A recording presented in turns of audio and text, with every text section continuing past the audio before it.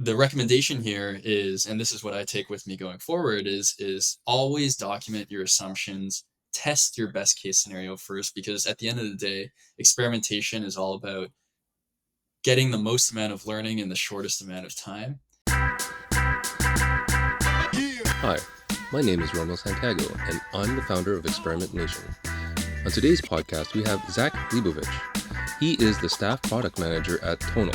Today, Zach shares with us, while experiments are powerful, we don't always need to run them, how you should always test your best scenario first, and experiment failure isn't always tied to its outcome. We hope you enjoy the episode. Hi, everyone. Welcome to another episode of Experimentation. I am your host, Ronald Santiago. I'm the founder of Experimentation, and today I have with me Zach, an old friend of mine. We go how many years? A few years now. I think at the score is when I first met you. Yeah. I don't want to steal your thunder. Welcome to the show, and I'd love for you to introduce yourself to our audience. Yeah. Thank you, Rommel. First of all, thank you for having me. Really excited to be here. Really excited to talk about experimentation. I think it must have been 7 years ago that we It's last aging worked us, together. man. Yeah. Yeah. And then in my head, I was trying to remember. I'm like, I remember overlapping with you at the score, and then we had Yeah, a brief overlap at Ritual too. yeah. But that was right before I departed. But just a little bit there. I remember when we overlapped at the score. I was watching you present some. I don't know how much we could talk about, but some of the work that you were doing, and I was like, "Holy crap! This guy's like killing it." And I was like, "I'm gonna keep track of this person," and I'm happy we've been able to maintain a relationship. But I'm sorry to cut you off. Too kind. Too kind. Yeah, let me get into it. I mean, I'll start with the fun stuff before getting into who I am and what I do. But I like to say that I am a an optimizer of all things. That's really I'm ultimately looking at doing things twice as fast or drop the effort in half for literally everything that I look at. It may be innate laziness, but that's just It's who the I right am. kind of laziness, I say. Makes me I would say a solid product manager, maybe a mildly annoying husband when I tell my wife that she's got to get on an app because her recipe process isn't efficient, or she's got to move her notes over to some digital product. But that's who I am. I've been a product manager. When Rommel was just referencing that presentation, that was right at the start of my journey as a product manager. I broke into product management about a decade ago. Found the craft through an internship at my college. I went to the University of Waterloo, and currently I'm a staff PM at Tonal, which is a digital fitness product. Makes a really cool machine, mounts on your wall, and we'll talk a little bit about that later. But this is the new way of working out for me, and hopefully for others in the future. Outside of work, I also like to tinker with things, like to optimize, and so I mentioned I like to try to make things easier. So I built two products with help of family and friends. One was making workout planning a little bit easier. You can I see think the I remember connection. that one. Yeah, that work actually started while I was at the score. Shout out to Amish. Nice. He helped build the back end for that, and the most recent thing that I've been tinkering with and building with my wife actually is focused on making mindfulness breaks or taking mindfulness breaks throughout the day a little bit easier. So I have like the deck of cards that I can easily reference, but we designed a deck of cards, and on each card you just have a quick 2 minute activity, either a breathing one, meditation one, or movement, which is stretching. And yeah, started campaign with that, and have just been kind of cruising in cruise control mode, selling that on Etsy as well as to whoever is interested. So Well, that's if a you little have bit. any links, we will definitely include it in the show Yeah, yeah, notes. yeah, I can definitely provide that. Nice, nice. And when I'm not on my laptop doing some optimization work or product management work, you'll find me on the ice playing hockey. You'll find me on the golf course, um, it used to be working out in the gym, and now it's working out in my basement on my Tonal. So being physically active is a core part of who you are. I'm starting to see a pattern here. Yeah, it's weird. There's that laziness that drives me to want to do things quicker or And then you more fill easily. your entire day And with working hard. yeah. Just replace that with activity. So clearly you're a product person at heart, an optimizer at heart. Um, but you started 10 years ago in product and you found your way into optimizing things. I'd love to hear about your first experience, sorry, with experimentation. Is it with product or was it with your life or I'd love to hear You about know what? It was right before you and I worked together at the Score. I was working with Riaz at Zynga, it. Oh, wow. and I that haven't heard that was name in a few years. yeah. At Zynga, for those that aren't familiar with it, all I need to say is Farmville, and people are like, "Oh yeah, Zynga, okay." In Toronto, which is where I'm based, the Zynga company, or the Zynga representation within Toronto, they owned a few different games, and so it was, you can think of it as like a portfolio company with a bunch of different games. While I was there, I was working on a chess app called Chess with Friends. Mm, And what was really interesting about the app was it hadn't been touched in about a year or two when I joined. But the team noticed something, which was the day 365 retention. So the people that are still playing the game a year later was higher than most games that they were actively working on. The issue was they didn't have that many new users onboarding, but if the retention is strong, that might prove to be a fruitful opportunity to work on it some more and see if we can get more users into the system because clearly something's working. Now, at the end of the day, as with all businesses, the top line metric is revenue, right? And so you can only justify spending time on this game if this game is making enough money to offset the working capital that goes into it. yep. And so we were looking at the game. We specifically wanted to pay attention to early retention. We figured if late stage retention is that tight, how do we focus on an earlier stage in the funnel and improve that? And so when we were looking at retention, it's very tightly tied to revenue. Yeah. The more that we get people to play, the more they will see ads, which is how we made most of our I money. was really going to ask you what was the model? It's ads. Is there in-app purchases at all, or is it mostly ads? At the time, there weren't. So there were two vehicles of monetization. One was it was a freemium app. So you either had the free experience and you watched an ad after every turn that you took, or you would pay for the ad-free experience, which we both know not a whole lot of people do. You make the bulk of your revenue from people watching ads. Yeah. And so it is important to understand that because the way that this app is structured is you're playing with friends. So if I would have you as a friend Rommel on Facebook, I would challenge you to a chess game. Mm-hmm. I would play a move. Likely that would be the wrong move because at the time I knew nothing about chess. And then you would That receive you're the the PM, but chess is you kind of get it, but not really. Yeah, we didn't even have a research team at the time, and so when I was looking at features, we had a chat portion of the app, and so I would challenge people at the top of the list, which were also high skill level. But the only way to talk to them was to send them an invite, Yeah. and so my record was like 3-80 when I first Three. started. How'd you get the three? Mine would be Got, zero. Don't worry about it. got lucky. They probably just walked away from their phone, and I won just out of They just left you. yeah. Uh, so the monetization model, I send you a move, or I play a move, you get a push notification, you hop into the app, you play your move. Right after you play your move, you see an ad.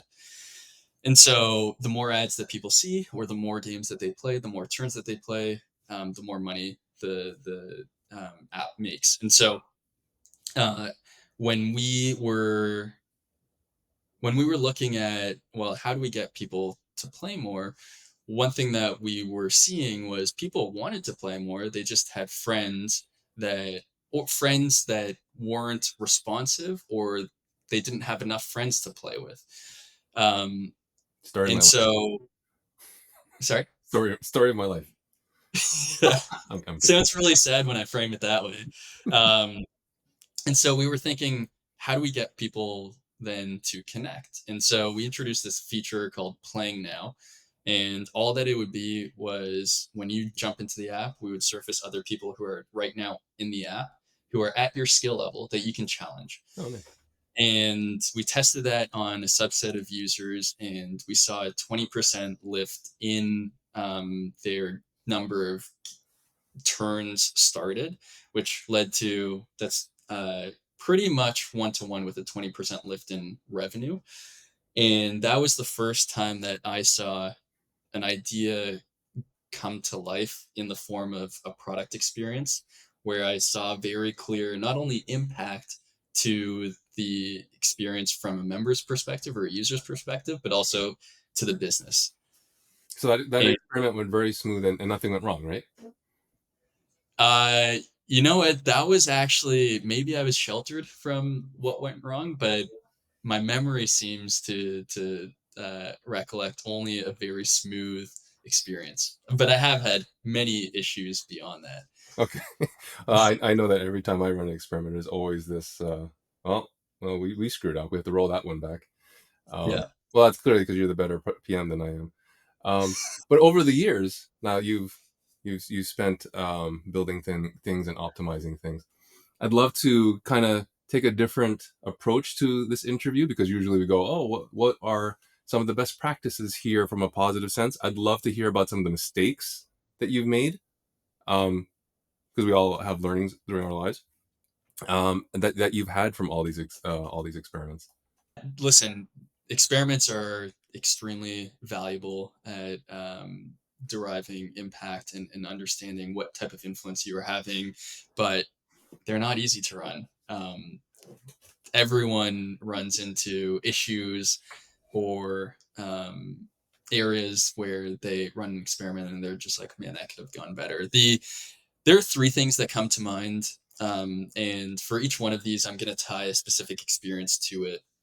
The first one is after my early experience with experimentation, I thought experimentation was not only the gold standard, it was the tool for everything. Mm-hmm. When you have a Yeah, hammer, the everything hammer. looks like a nail. When you have experimentation, everything looks like an experiment. I learned very quickly that experiments are powerful, but they're not always needed. And there are certain situations that make them less valuable than others. Mm-hmm. The second one is this was a learning from ritual. I spent about, I would say, in grand total, 5 months running a sequence of experiments. Yep. And uh, my one takeaway from that one was always test running the best case scenario first. And then the last one I'm going to tie to my experience at Tonal.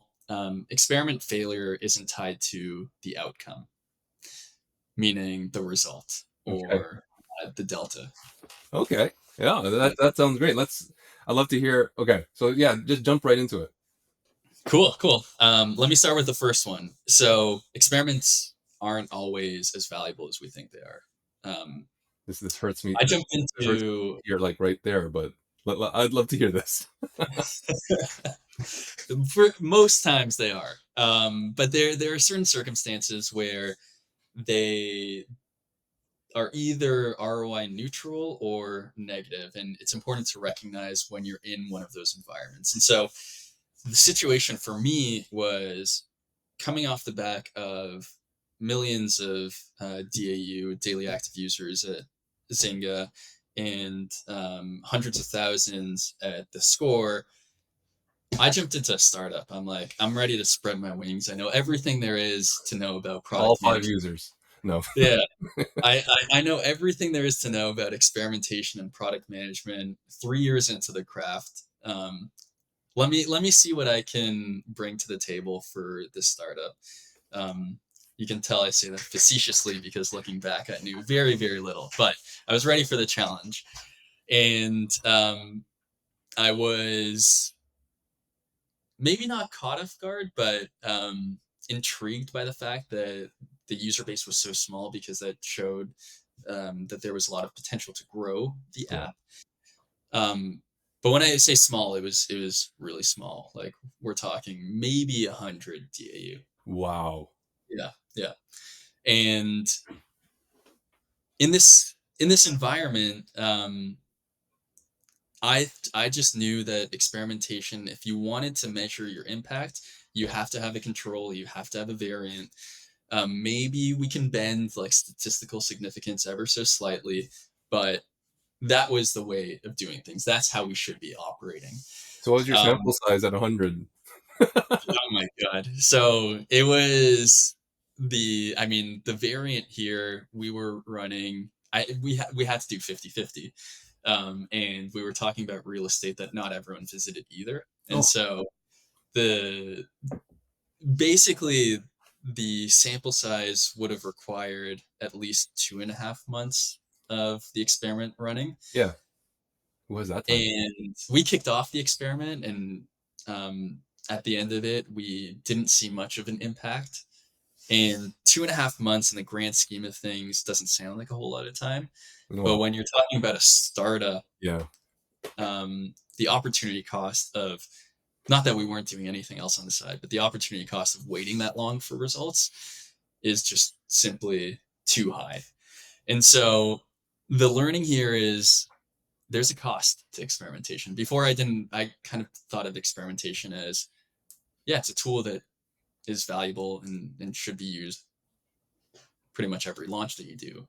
But the Hmm. cost is there's a cost of building the experience, there's a cost of doing the analysis, there's time, which is also a cost, digging into segments or generating insights.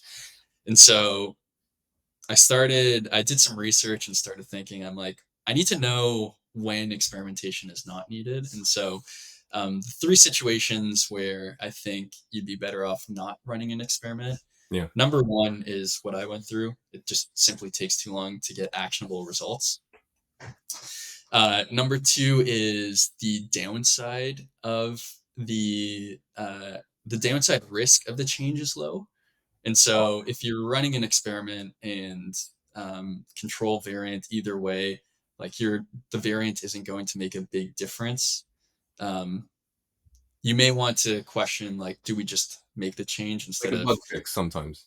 yeah, yeah, yeah, like a bug fix or a general. You can even say like a feature optimization where it's something that a lot of users ask for. You're not disrupting the experience. It's always great to measure the impact, Hmm. but if that comes at the expense of delivering value sooner, you just have to weigh those. I And think then, just jump in there. I think that's something that a lot of product people face, and not so much marketing growth, well, a little bit of growth, or CROs, conversion rate optimizers, where a product manager always has to think about the opportunity cost of their work. You're keeping devs away from a certain feature, or you're holding something back from market, and that all comes across as you mentioned. I think that's a great takeaway. Go on, sorry. yeah, yeah, and the last one seems so intuitive, but I've made this mistake before. Is when the outcome won't actually change your next set of decisions.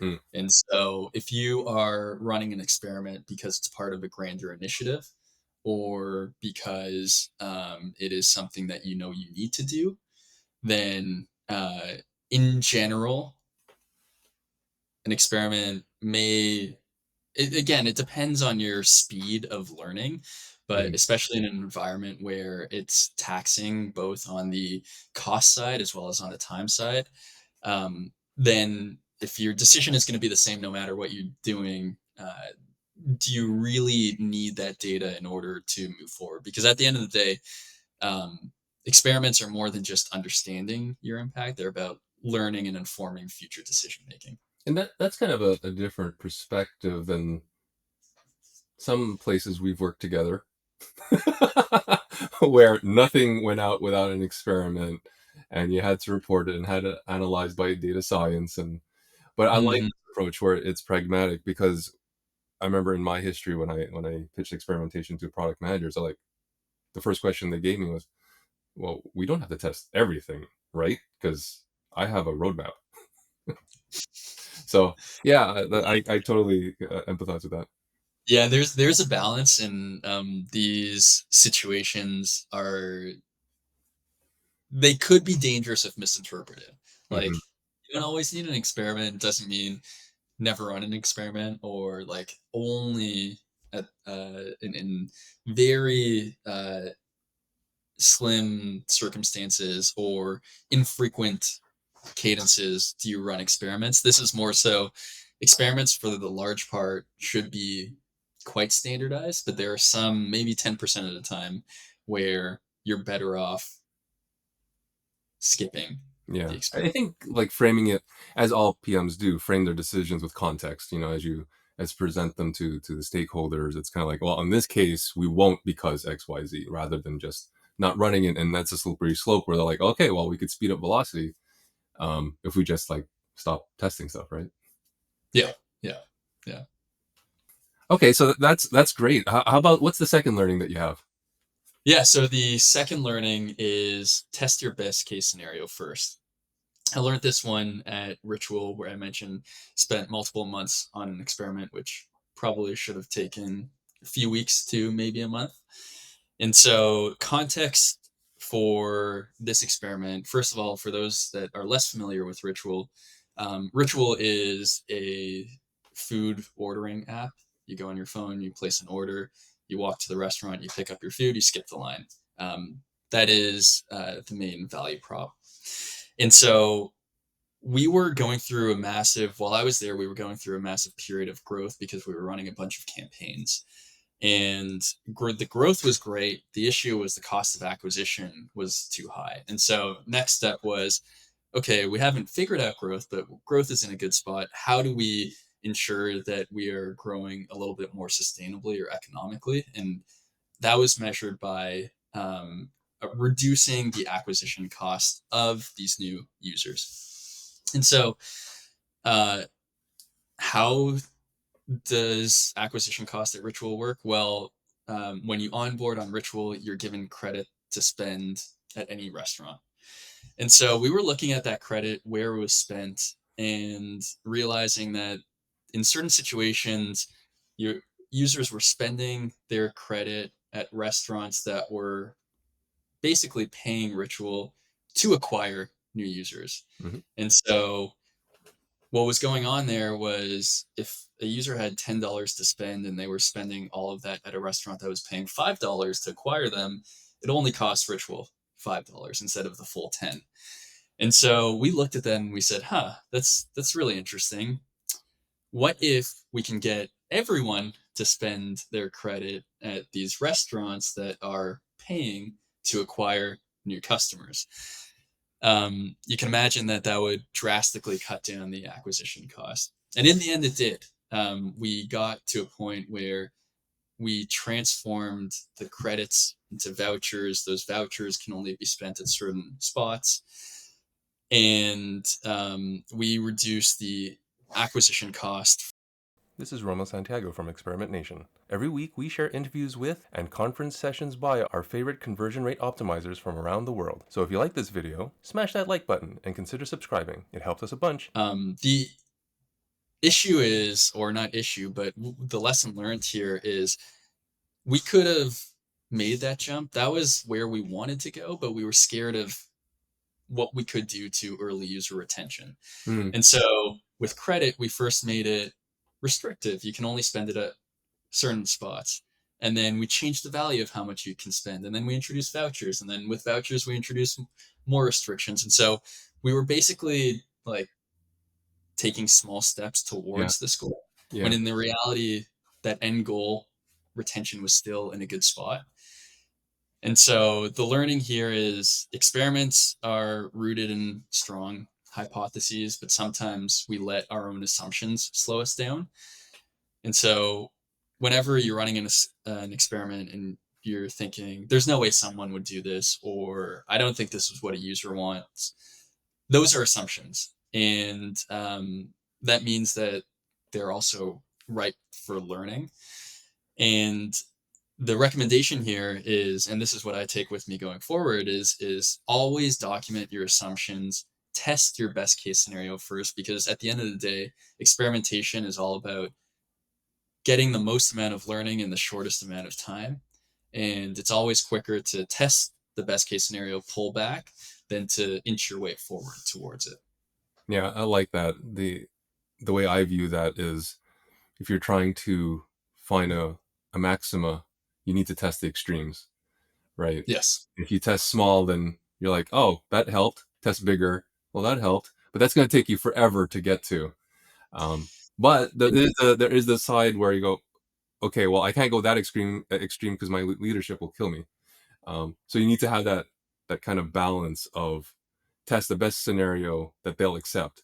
And Yes. Yeah. not to defend you too much, but the environment that we were in was a little bit risk averse. So I A get little why bit. you got there. Um, Yeah. okay, so that's number two. What's number three? Number three, and this might sound like a controversial one, but I'll explain why I think this is the case. Experiment failure isn't tied to strictly outcome. Okay. Um, we run an experiment because we want to change a certain metric. We want to increase conversion. We want to get more people ordering. We want to get more people starting chess matches with their friends. And so that's a big piece of it. However, there's much more to experimentation is a tool within a broader toolkit. Experimentation should be used alongside research, should be used alongside surveys. And I mentioned that experimentation is really all about learning in the shortest amount of time possible. And so when I was, when at Tonal, I was running an experiment. This was early on, and it was a pretty meaty one to set up. We saw that those people that joined programs, multi-week programs on Tonal, they tend to retain better. And so what we wanted to do was we wanted to surface suggestions for them to jump into right off the bat when they first got their Tonal. And we ran this experiment. We saw at the end of the day, we saw like a slight lift in this metric that we were looking at, which is how many people enroll in programs within their first week and how many people stay engaged in programs in the long term. And so if you look at strictly the cost of the time that went into building the experiment and the true result, one could argue that it was ROI negative. However, because we ran the experiment, we were able to learn a few things that we hadn't previously known. Mm, People were overwhelmed when presented with three or more options. People needed context in order to feel confident in a recommendation. They couldn't just see, here, here's a great program, you should try it. They want to know why. yeah. People need time to experiment with coaches, with content before they feel like they can commit to a multi-week program. So all of these things are learnings that we didn't previously have, in key learnings that are going to make building product and features in the future easier. And so the learning here is that people tend to associate the success of an experiment with the overall impact that it has had. Yeah. And while impact is really nice and you should be chasing that, there's still an opportunity to learn when you don't hit the metrics, or even there's more of an opportunity to learn when you actually tarnish the experience, when it's a negative experiment, right? You see a hit in the metric you didn't want to see it on. So that's And partly why I so, don't like programs that only focus on win rates or this concept of positive winners, because at the end of the day, experimentation is about learning, and the test may not itself generate the learning directly. It might force you to dig in deeper and you find something. But it's obviously harder to measure, and I get why people don't, report on those sort of things. yeah. And so that's where I think the success of an experiment, I mean, the perfect scenario, the golden scenario is you had a strong hypothesis, you tested it, you've validated your hypothesis. or invalidated it, and you know why. Yeah. Um, I'd argue that like I've seen experiments run in the past, and I've even been a culprit of this, where you run an experiment, you see the results you wanted to, or at least close enough, and you kind of wipe your hands clean and you move on to the next thing. But you don't analyze, Yeah. well, what's going on under the hood? Why are people making these decisions? Because that's where the true nuggets are that will help you become a better product manager and inform future decision making. Yeah. No, these were all great tips, and just to summarize, reflect what I heard. So you mentioned three things. The first one is you don't always need to run a test. Be smart about it. Be pragmatic about it. Test your best case scenario first, and finally, the outcome of the experiment doesn't necessarily mean it's a fail. Like, as long as you get a learning out of it, that's what you need. Um, but I want to give you an opportunity to share with our audience the things that are going on in your world that you want the world to know.